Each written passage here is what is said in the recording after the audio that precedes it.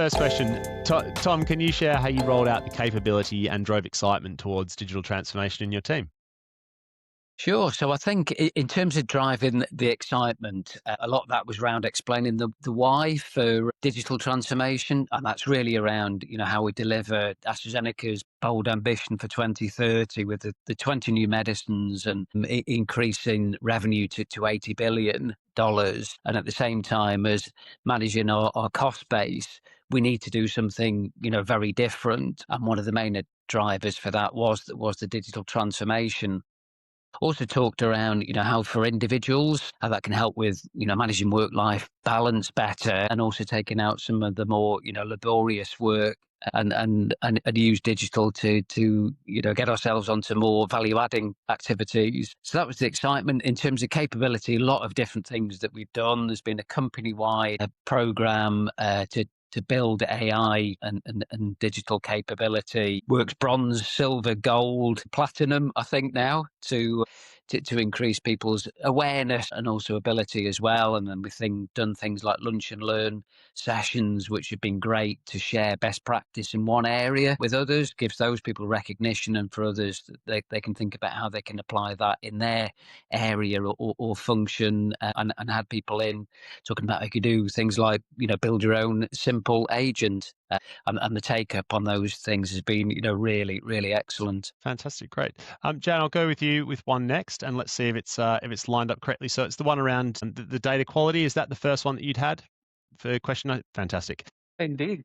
great. I think data quality is always a huge question about and on all digital transformations, but I'm going to be provocative. I don't believe that you need to have a real good data quality across the board, because this is where usually everybody starts, right? And they realize that it's a daunting mission, right? So I would rather actually start with what we are trying to achieve, with the use case specific type of definition, what kind of information we are seeking, what is it that we are trying to tackle with that solution, and how we're trying to resolve the business problem, and then work our way back to what data elements we actually need, or do we need internal, external, structured, non-structured pieces of data, and then actually blend it all together if we really require to even improve the accuracy of that data to be able to actually get to that end goal, right? So kind of one-liner, a conclusion from my perspective and based on all of my experiences is, cleansing the data across the board. That is a mission deemed for failure. Do not do that. Try to actually really define what you absolutely have to cleanse, and then try to make your way to what that ideal state should look like. Fantastic, thank you. Vineet, I'll jump to you for the next one. The question being, what's been the most significant capability uplift in your business's supply chain? Was the problem statement, tools selected and benefits delivered, main learnings? So the most significant capability uplift that I am seeing in the industry in supply chain, Ben, is in the area of supply chain execution. A lot of companies invested in planning, but execution largely remains manual and siloed. So whenever we have what I call 3Ds, the deviations, delays, and disruptions in supply chain, most of the time companies deal it by having exchange of messages, mails, and lots of meetings. What technology can do today is to offer what is called control tower or orchestration layer or command center, whatever. It's able to do 5 things. You're able to sense what are the changes in demand and supply. You're able to translate that into an impact. Then you solve it, what is the best possible way of resolving that constraint, then execute that, and then learn out of that. So it's a 5-step cycle which technology is able to enable. My learning has been that these are very quick payback. These are very effective in terms of the savings they generate for cost or for inventory or service. And the approach should be use case by use case. Don't try to boil the ocean, go step by step on a use case basis.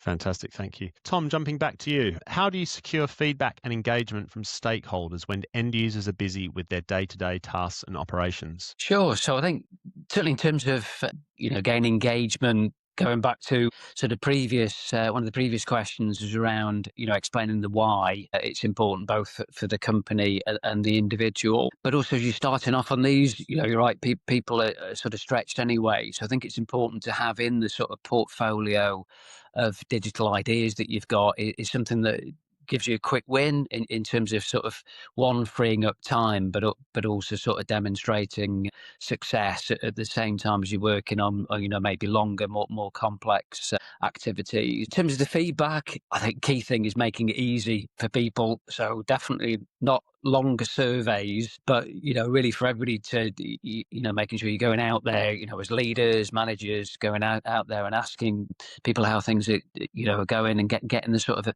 immediate feedback in the moment, and just creating that culture where people feel really able to sort of speak up. You can give feedback, you listen to that, and most importantly, act on it. Fantastic, thank you. And Jan, over to you, and sort of staying on the issue of culture. How do you create a culture for digital adoption? Any quick wins you'd recommend to people? I have one. Try to excite them, and then I assume the next question will be how, right? And that's a very valid question. And to me, is by giving them the value fast. That doesn't mean that it needs to be a perfect solution. I think the last time we also spoke about the concept of the MVP, or I even brought up the concept of a minimum non-viable product. Just give them something that they can touch, that they can contribute, that they can evolve, and that truly solve the pain point that we have initially, hopefully, actually well defined and articulated, that we are trying to actually resolve with that digital solution, right? So I think that level of excitement, paired with what Tom has actually touched on earlier, with overall raising the bar in terms of digital literacy, data literacy, etc. These programs are important as well. I think truly having that access to the technology, using it, giving those solutions to the people to test them fast, is actually how to really make it real, as opposed to just actually have it as a bunch of nice PowerPoint slides that I think we all have seen several times. Fantastic. Vineet, across to you, there was a question. I know this was something you spoke about a lot sort of on the panel on stage. The question is, I like the sentiment that digitization on its own is not the strategy, but rather an enabler. How do you balance the organization's expectations on tools and hype? Ben, I agree with the statement that digitalization is an enabler, not a strategy, but I would warn against the danger of treating it as one more enabler at the bottom of the drawer. It is a key enabler, and it enables capabilities which directly impact your strategy and business model. So the new capabilities of technology enable you to do what was not possible before. So don't put it at the bottom of the drawer as an enabler. I also want to put a caution on this thing called hype. There is some hype, but in many organizations, we're not able to leverage technology properly because of internal issues, whether it's data, whether it's process or organization. And when the results don't come, people say, oh, it's hype. And that is disappointment because of your internal capability. Fault is not with the technology. Now, having said that, how you manage expectations is something which we have talked very often, that start with a clear business problem that you're trying to resolve. Never start with the technology. Be clear about what capability do you want to develop in the business. There, always keep a hand on the end result, and then draw your processes, your data, and your ways of working, keeping an eye on the result. So results won't come by chance. You will have to make sure that you have the results in your view, in your hand, every time you're taking any step in the digital transformation journey. Thank you. Tom, another one for you. This is definitely relevant at the moment with the speed that AI is definitely moving.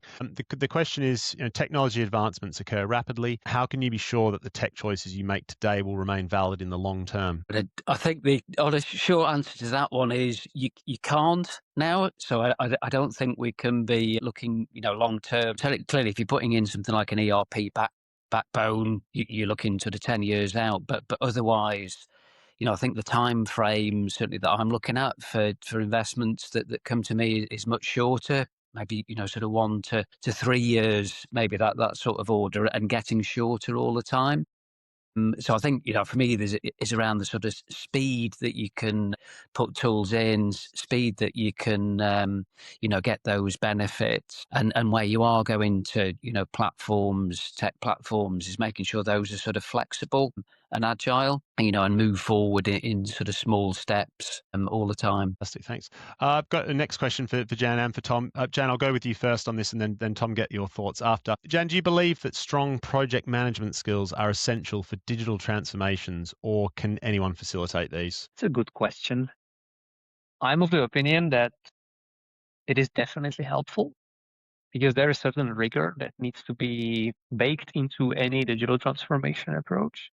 Could it be outsourced? Yes. And I think there are actually great capabilities out there that actually come and have done this repeatedly across multiple companies and industries, right? And they can therefore also help to educate the organizations that are at the beginning or not at their transformation journeys, and hence also not as mature. So I think, yes, it is definitely advantageous if you already have it in-house. If not, you can definitely outsource, and you should, by the way, and actually listen to those guys, because that's also sometimes kind of a problem. Because we tend to take it with a pinch of criticism that we do not feel in certain organizations that we have a room to improve in those areas, but those are usually programs that are not daily jobs for our people, right? So I think if we take it with that mindset of continuous learning and curiosity, this is where the magic happens.